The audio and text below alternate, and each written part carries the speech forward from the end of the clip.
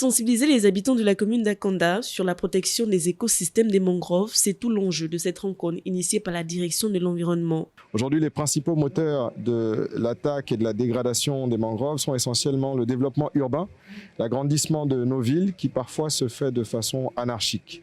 Il était important de discuter avec les collectivités locales, particulièrement celles d'Akanda, dont les représentants des quartiers, des chefferies et des communautés sont aujourd'hui réunis pour que nous puissions échanger sur l'amélioration de la stratégie de protection des mangroves. En 2021, le ministère de l'Environnement a conduit donc une étude sur les mangroves du Grand Libreville qui a permis d'identifier les principales zones de destruction, mais montrer qu'il est quand même dans notre pays important de garder à l'esprit que nous avons en zone protégée près de 50% des mangroves de la côte ouest du continent africain et qu'au niveau national, les zones de perte de mangroves représentent une fraction vraiment minimale et qui sont concentrées bien sûr autour des zones urbaines.